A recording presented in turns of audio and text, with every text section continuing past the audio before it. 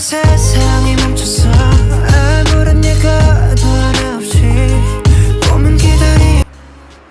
Assalamualaikum warahmatullahi wabarakatuh. Perkenalkan, nama saya Maimunah Batubara, jurusan Sejarah Peradaban Islam, Universitas Islam Negeri Sumatera Utara. Jadi di kesempatan kali ini kami akan membuat sebuah video nih ya guys, dan insya Allah itu isinya tuh bermanfaat bagi kita semua apabila videonya ditonton sampai habis. Dan dimana video yang kami akan muat di dalam ini pembahasannya itu guys tidak jauh dari tentang ilmu sejarah. Dan judul yang kami angkat dari video kami ini adalah tentang sejarah perkembangan kajian naskah atau filologi di dunia dan di Indonesia. Nah, jadi nih nanti intinya di dalam video ini kami akan membahas tentang sejarah perkembangan ilmu filologi atau naskah di dunia maupun Indonesia. Untuk itu bagi teman-teman nih yang penasaran tentang ilmu naskah atau sejarah filologi, jangan lupa ditonton videonya sampai habis dan jangan di skip-skip. Selamat menyaksikan.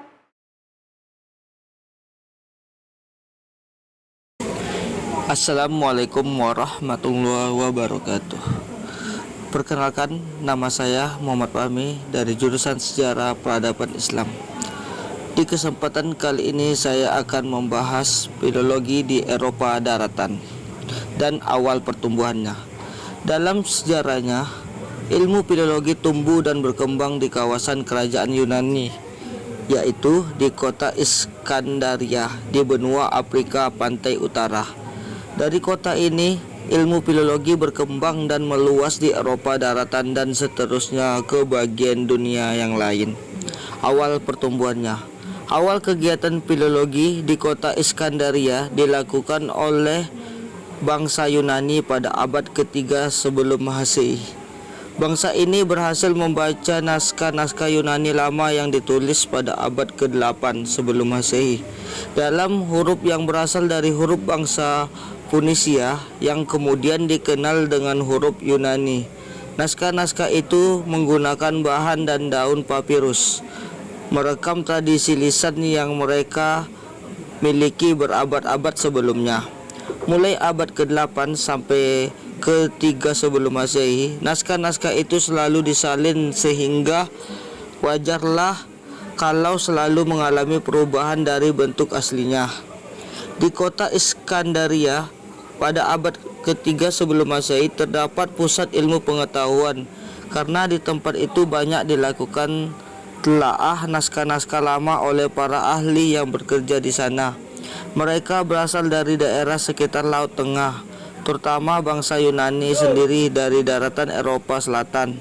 Pusat studi itu lalu berupa seperti perpustakaan yang menyimpan sejumlah besar naskah berupa papirus yang bergulung yang berisi berbagai ilmu pengetahuan seperti ilmu filsafat, kedokteran, perbintangan, ilmu sastra dan karya sastra, ilmu hukum dan lain sebagainya milik bangsa Yunani lama. Perpustakaan itu menempati bangunan yang pada waktu itu dinamakan museum. Aslinya sebuah kuil untuk memuja 9 orang dewi Muses, dewi kesenian dan ilmu pengetahuan dalam mitologi Yunani.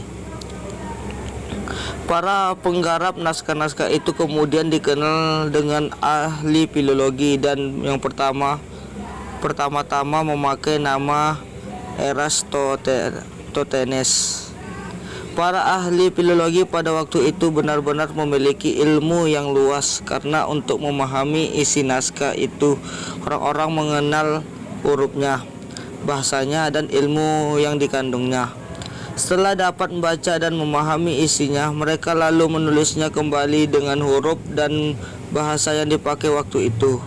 Dengan demikian, kebudayaan Yunani lama yang memiliki nilai luhur itu dapat dikenal oleh masyarakat pada waktu itu.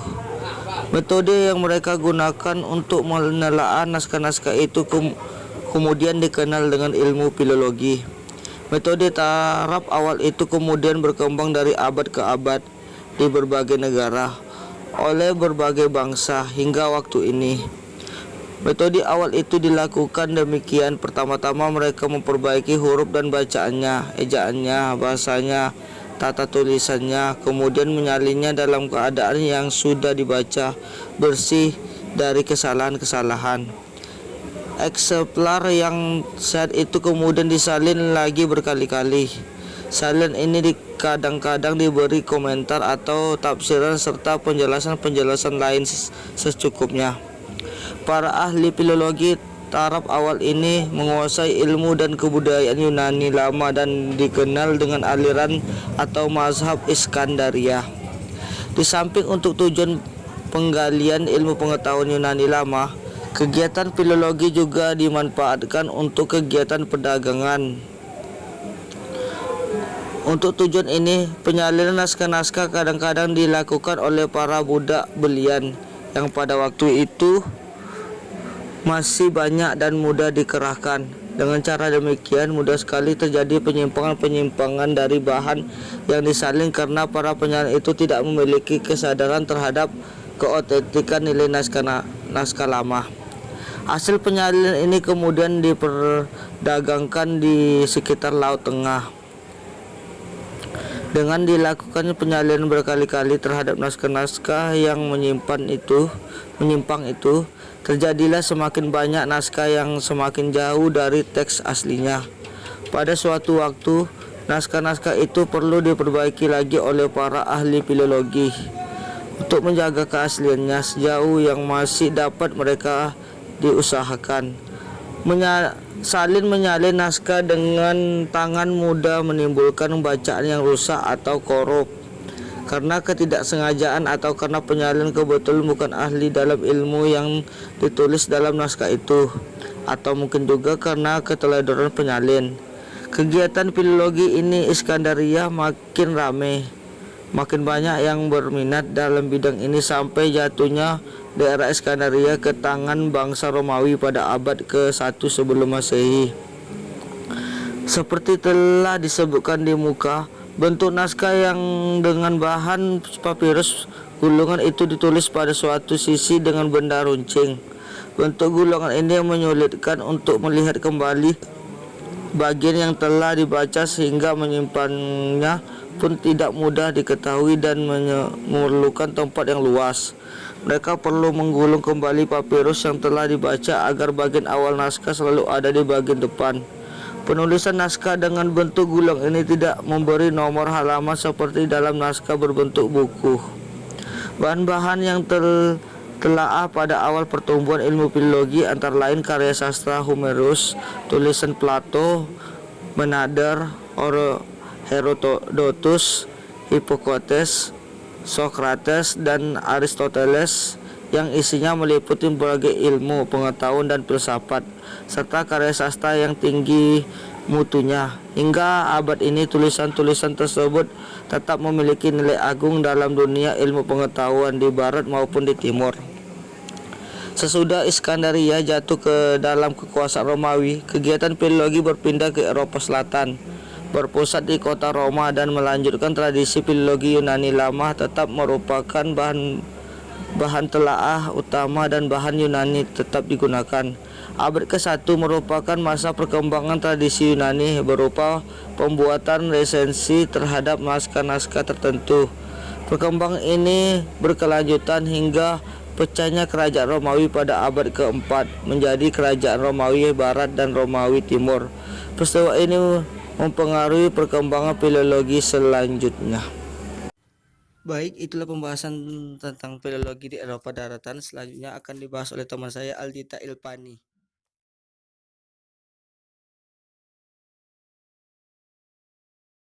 Assalamualaikum warahmatullahi wabarakatuh. Saya Aldita Ivani. Di sini saya akan menjelaskan mengenai filologi di Romawi Barat dan filologi di Romawi Timur.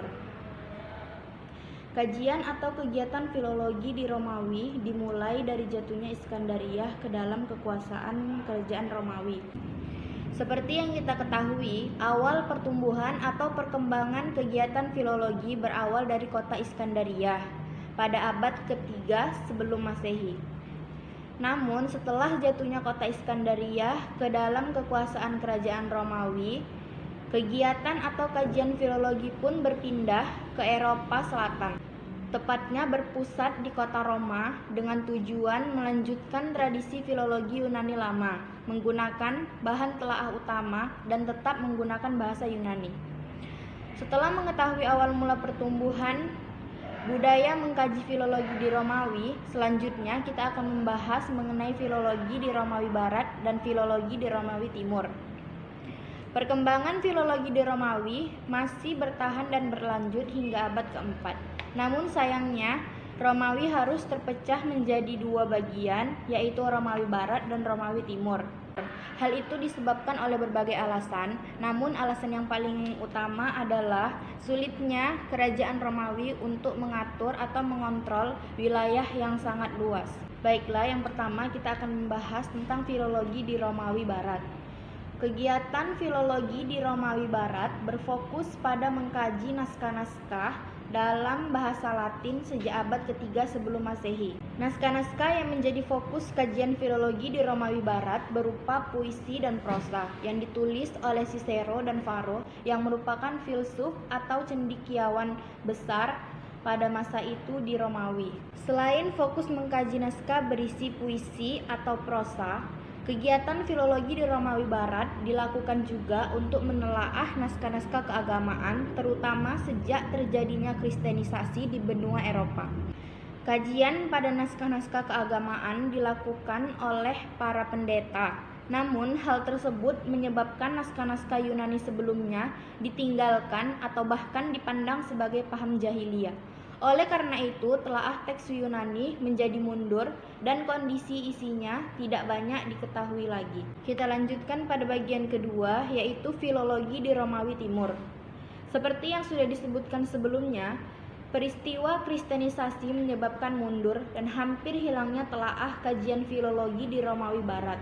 Berkebalikan dengan itu, kajian filologi di Romawi Timur justru mulai muncul dan berkembang pusat-pusat studi teks Yunani, misalnya di Athena, Iskandaria, Beirut, Konstantinopel, dan Gaza, yang masing-masing merupakan pusat studi dalam bidang tertentu. Dalam periode itu, mulai muncul kebiasaan menulis tafsir terhadap isi naskah pada tepi halaman. Catatan tersebut disebut dengan scholia. Pada masa telaah teks Yunani berkembang di Romawi Timur, yang dirasakan justru kurangnya ahli yang melakukan kajian-kajian filologi pada naskah-naskah tersebut. Sebagai alternatif dalam mendapatkan tenaga-tenaga filolog, naskah yang dianggap penting mulai diajarkan pada perguruan tinggi untuk memunculkan mimbar-mimbar atau pusat-pusat kajian filologi di Romawi Timur.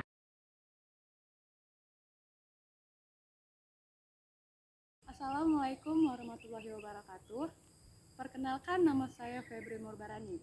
Setelah tadi teman saya membahas mengenai perkembangan filologi di Romawi Barat dan Timur, maka kali ini saya akan membahas mengenai perkembangan filologi pada zaman Renaissance.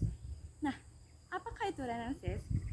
Zaman Renaissance adalah satu abad keemasan dalam sejarah peradaban Barat. Secara etimologis, Renaissance berasal dari bahasa Latin yang diambil dari kata re yang artinya kembali dan ecun yang artinya lahir.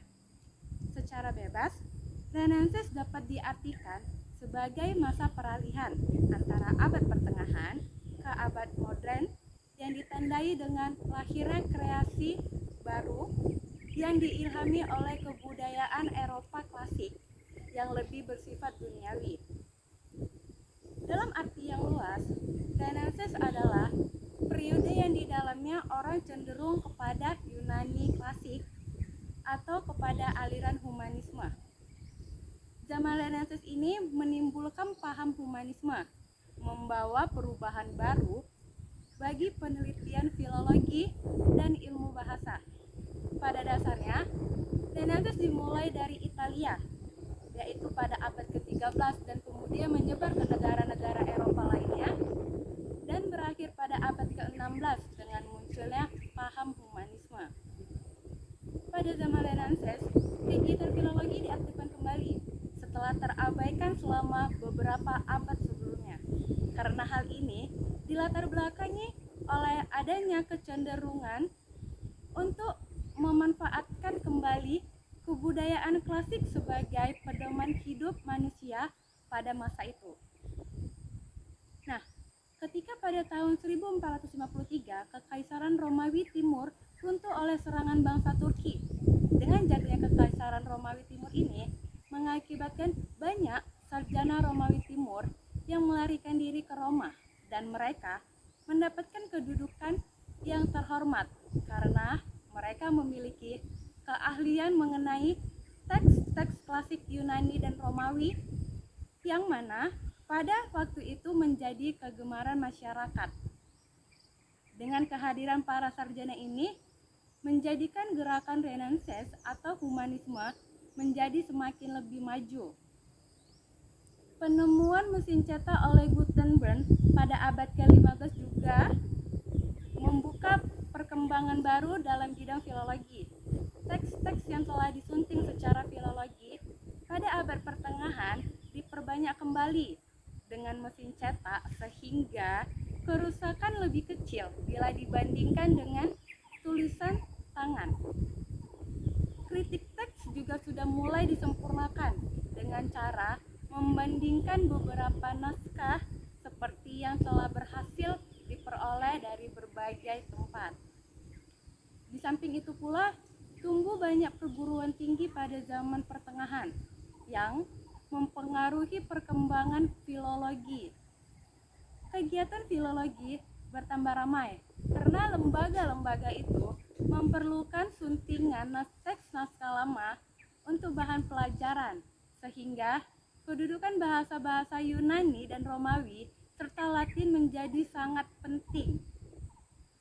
Pada perkembangan selanjutnya, kegiatan filologi sejak akhir Renaissance sudah mulai diarahkan kepada kajian teks-teks non-klasik seperti naskah Germania dan Romania. Di samping itu pula, pada abad ke-19, ilmu bahasa atau linguistik memisahkan diri dari filologi, sehingga pada abad ke-20, pengertian filologi di Eropa daratan seperti semula, yaitu telaah teks klasik, sedangkan di kawasan Anglo-Sakson berubah menjadi linguistik. Sekian penjelasan dari saya mengenai perkembangan filologi pada zaman Renaissance. Setelah ini, jangan di-skip dulu, karena selanjutnya akan ada teman saya yang akan membahas mengenai perkembangan filologi di kawasan Timur Tengah. Terima kasih.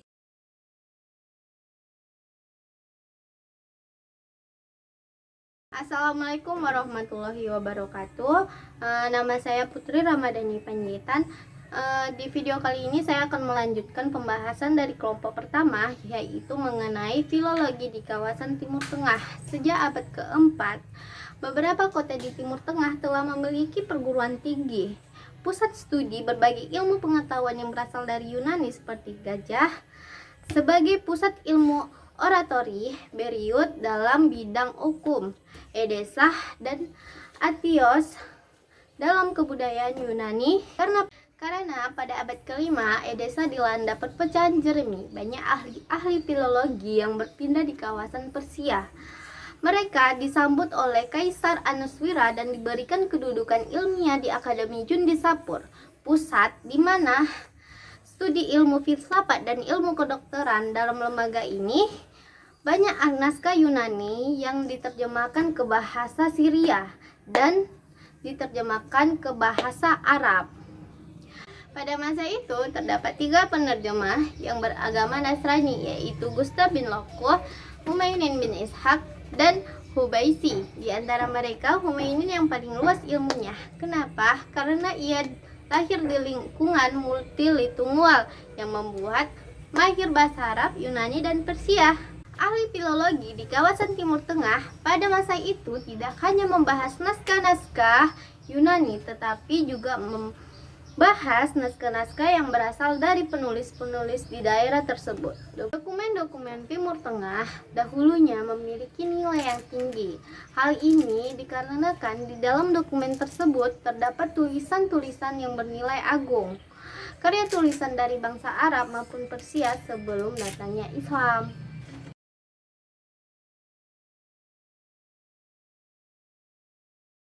Assalamualaikum warahmatullahi wabarakatuh.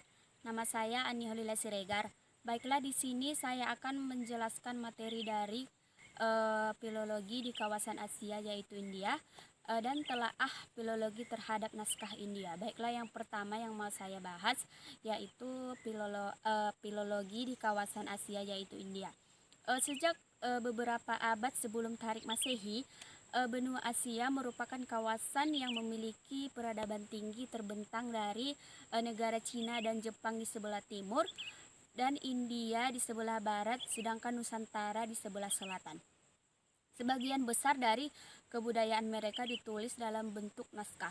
Studi filologi terhadap naskah-naskah itu telah berhasil membuka khazanah kebudayaan Asia.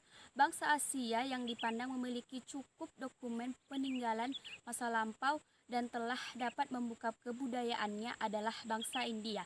Kelurahan budaya India telah terungkap dengan berbagai penelitian, terutama penelitian terhadap dokumen berupa telaah seperti prasasti serta naskah-naskah. Kebudayaan India di daerah Gadara membuktikan adanya pengaruh Yunani pada seni patung. Patung Buddha yang ditemukan di daerah Gadara dipahat seperti patung Apollo memakai jubah tebal.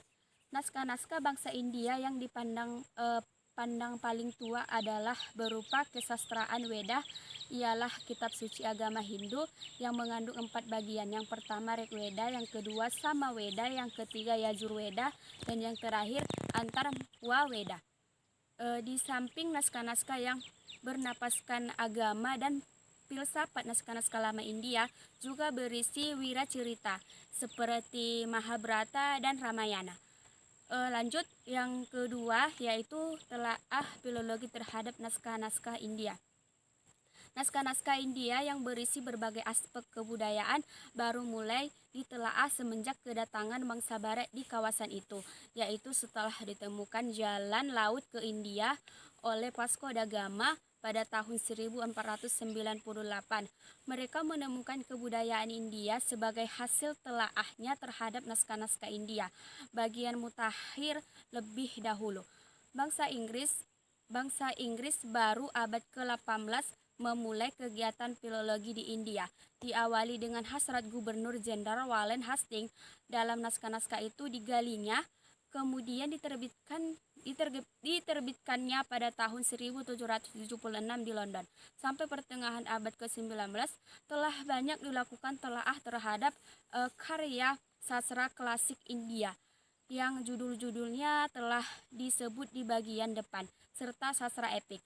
Telaah terhadap kesastraan Buddha dan Weda oleh Emerson pada tahun 1838 dan hasil yang diterbitkan berupa 8 bagian. Yang pertama dari kitab Rigveda. Dengan telah dilakukan studi terhadap Weda dan kitab-kitab agama Buddha, maka pada abad ke-19 dari segi materinya perkembangan filologi di India telah dipandang lengkap. Semenjak tahun 1850 banyak dilakukan kajian terhadap sastra klasik India secara ilmiah dan diterbitkan sejumlah naskah dengan kritik teks. Sekian pembahasan mengenai filologi di kawasan Asia yaitu India dan telaah filologi terhadap naskah-naskah India. Selanjutnya teman saya akan membahas materi filologi di kawasan Nusantara.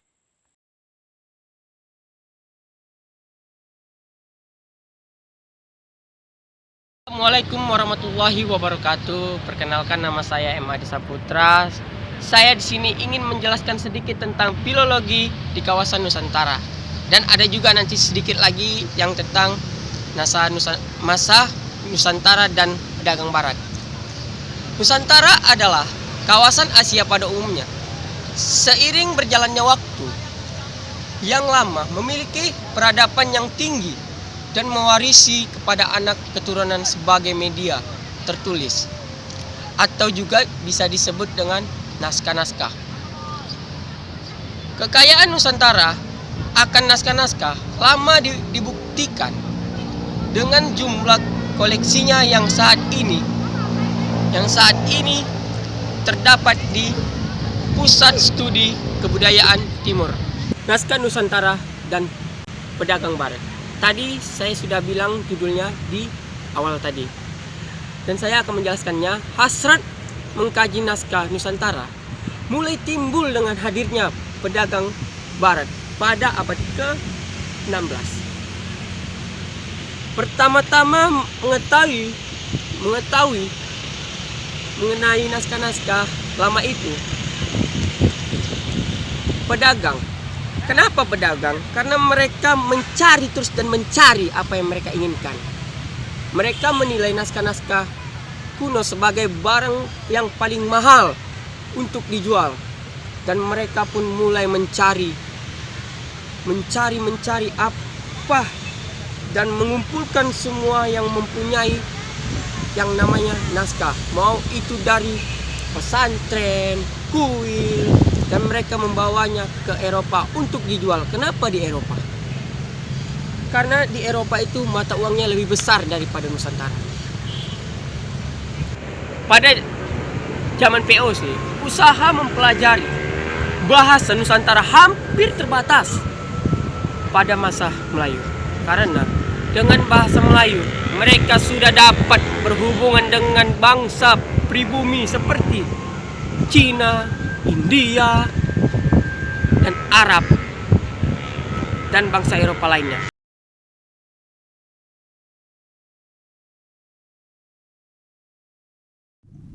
Bismillahirrahmanirrahim. Assalamualaikum warahmatullahi wabarakatuh. Perkenalkan, nama saya Nindya Ayu. Di sini saya akan menjelaskan tentang telaah naskah Nusantara oleh para penginjil, menyambung pembahasan dari saudara sebelumnya yaitu Muhammad Adi Saputra. Berbicara tentang Nusantara, Nusantara adalah salah satu negeri jajahan yang dijajah oleh Belanda pada saat itu.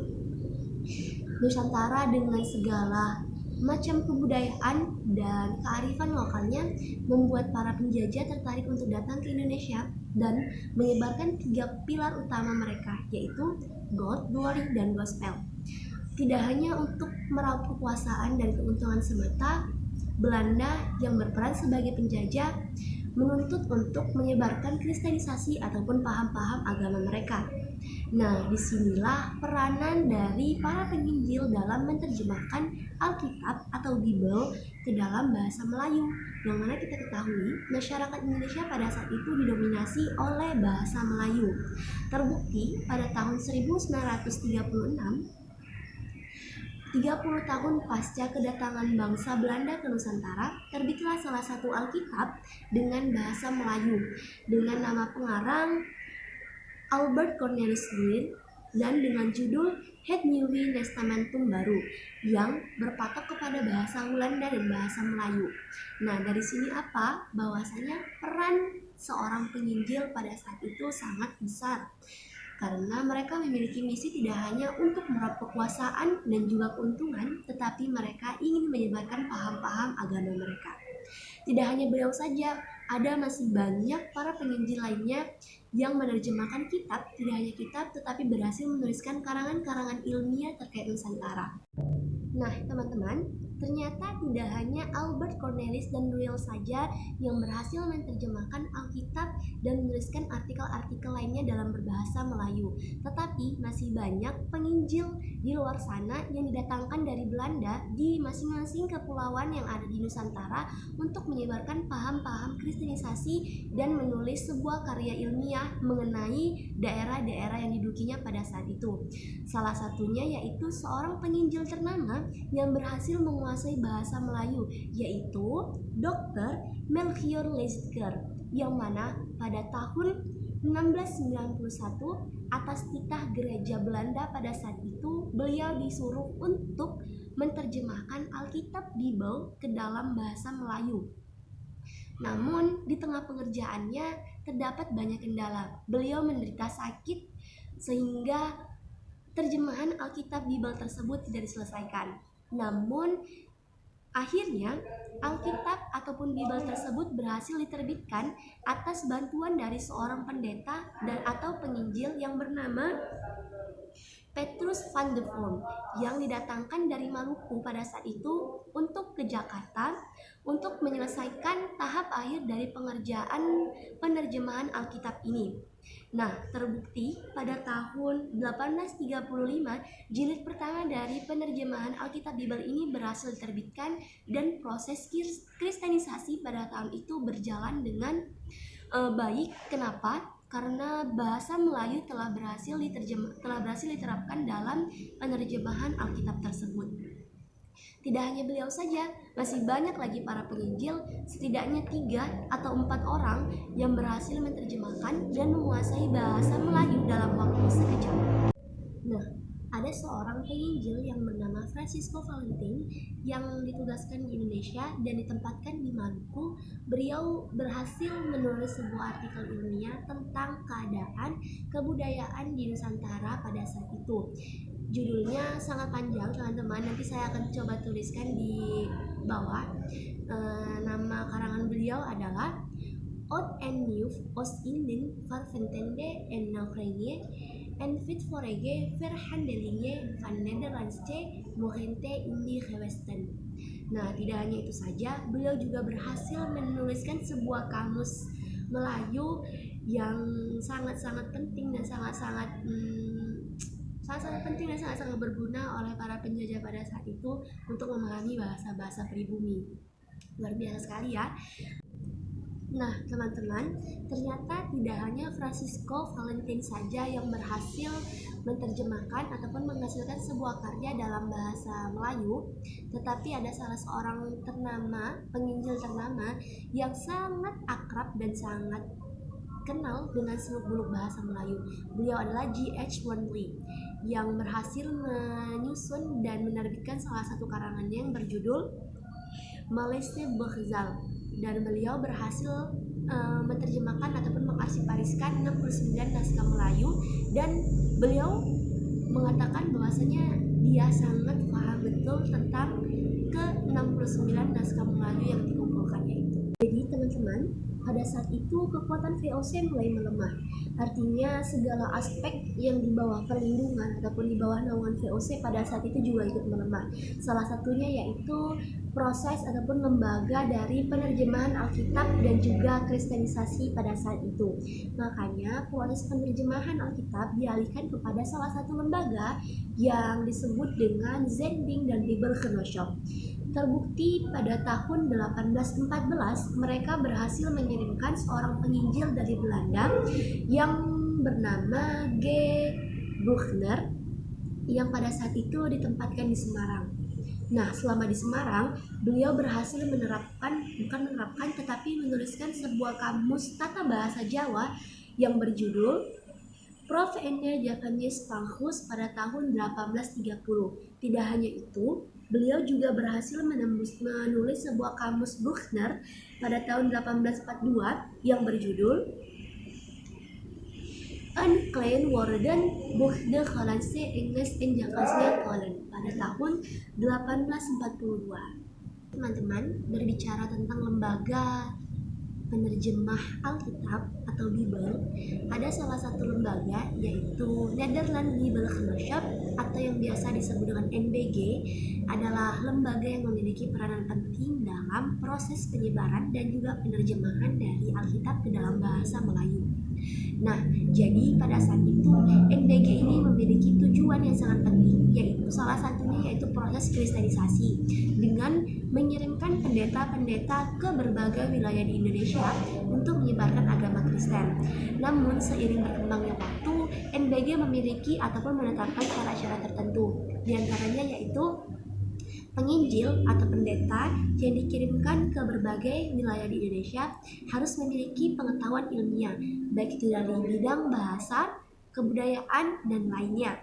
Nah, maka dari itu NBG mengirimkan pendeta tidak hanya di wilayah Jawa dan Sumatera saja, tetapi sampai kepada di Maluku. Dengan pengiriman pendeta-pendeta ini, maka memungkinkan dari pihak NBG sendiri untuk menerjemahkan berbagai naskah yang ada di Nusantara ke dalam bahasa-bahasa Belanda. Apalagi pada saat itu, contohnya di kebudayaan Dayak di Kalimantan, tidak ada sama sekali pun dari pihak Indonesia pada saat itu untuk meliput ataupun mencari tahu mengenai perkembangan kebudayaan di sana. Maka dari situ pihak NBG mengirim salah satu penginjil atau pendeta ke sana untuk menyebarkan agama Kristen sekaligus untuk mempelajari seluk-beluk kebudayaan di sana. Nah, salah satunya apa? Dari tradisi lisan. Karena tradisi lisan pada saat itu memegang peran penting dalam komunikasi antar dua arah. Nah, kalau misalnya kita tidak tahu apa bahasa mereka, maka itu menjadi kendala yang nomor satu. Maka dari situ pihak NBG menghususkan ataupun mewajibkan bagi para penyiar kristenisasi ini untuk tidak hanya berbakat dalam bidang penyaluran agama atau kristenisasi saja, tetapi juga berbakat dalam ilmu pengetahuan. Agar apa? Agar dapat berbaur dengan masyarakat dan mempelajari naskah-naskah kebudayaan masyarakat sehingga dapat diterjemahkan dan dialihbahasakan ke dalam bahasa Belanda. Seperti itu teman-teman. Nah teman-teman, kehadiran para penginjil yang didatangkan oleh pihak NBG dengan berbekal kemampuan ilmu pengetahuan linguistik tidak hanya lagi terfokus kepada penyiaran dan juga penyebaran kristenisasi saja, tetapi mereka mulai menarik perhatian dan menitik fokuskan kepada perkembangan filologi dan perkembangan bahasa di suatu daerah yang mereka tempati atau mereka kunjungi. Artinya apa? Mereka mulai tertarik kepada naskah-naskah kuno seperti naskah-naskah Jawa, Melayu, dan lainnya untuk mereka sunting, telaah, dan translasikan ataupun diterjemahkan ke bahasa mereka. Seperti itu. Nah, jadi hal ini dilatar belakangi karena adanya dorongan dari teknik-teknik sipil ataupun tenaga-tenaga sipil yang pada saat itu tidak bisa mengerti bahasa pribumi walaupun mereka telah lama berada di Nusantara. Maka dari itu pihak-pihak penginjil yang tugasnya tidak hanya untuk menyebarkan atau mensyiarkan agama Nasrani saja, tetapi bertugas untuk mengajarkan ataupun mempelajari bahasa-bahasa yang mereka datangi di berbagai daerah tersebut untuk diajarkan kepada para sipil atau aparatur sipil pada saat itu. Nah, jadi teman-teman, peran dari pendeta ataupun penginjil ini tidak hanya lagi dititik fokuskan kepada penyiaran dan juga penyebaran dari agama Kristen saja, tetapi mereka mulai menitik beratkan dan menaruh fokus yang lebih kepada kajian-kajian Nusantara ataupun kajian-kajian naskah kuno di Nusantara seperti huruf-huruf Jawa, huruf-huruf Sanskerta, huruf-huruf Jawi, huruf-huruf Pallawa, dan lainnya. Hal ini apa?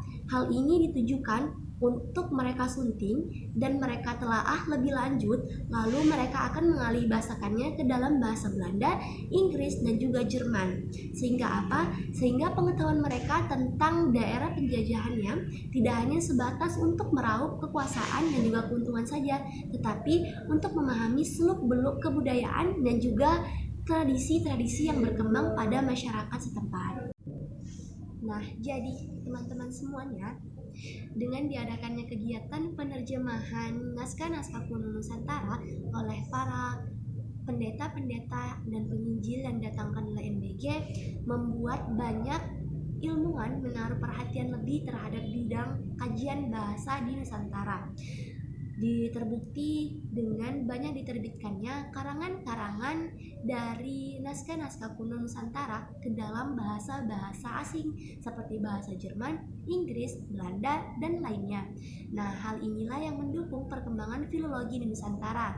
Dengan adanya penerjemahan ini, maka memudahkan para sejarawan untuk lebih mengetahui bagaimana seluk-beluk dan asal-muasal kependudukan dan juga tradisi yang berkembang pada masyarakat di Nusantara zaman dahulu. Nah, jadi kita tidak memungkiri bahwasanya peran penginjil pada saat itu ataupun dari lembaga NBG, Netherlands Bible Grootschap pada saat itu sangat berpengaruh dan sangat memiliki andil yang sangat luar biasa bagi penerjemahan naskah-naskah kuno Nusantara. Terbukti sampai saat ini kita dapat merasakannya seperti itu.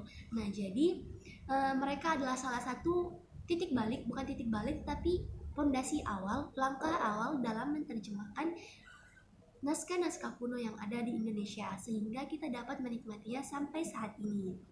Baik, sekian pemaparan saya mengenai telaah naskah kuno di Nusantara. Saya Nining Diayu pamit undur diri. Semoga apa yang saya sampaikan bermanfaat dan menjadi wawasan baru bagi kita semua. Selebihnya saya kembalikan kepada moderator. Sampai jumpa di video selanjutnya. Bye-bye.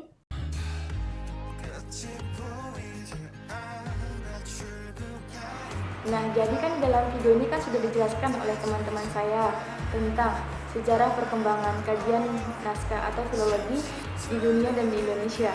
Semoga apa yang kami sampaikan dalam video ini bermanfaat untuk kita semua, terutama untuk kami, kelompok kami. Dan apabila ada penjelasan atau pemaparan yang kami sampaikan tentang pembahasan kami, bisa teman-teman komen di bawah ini. Dan jangan lupa sekali lagi di subscribe ya channelnya, dan di like dan di komen. Terima kasih, sampai jumpa.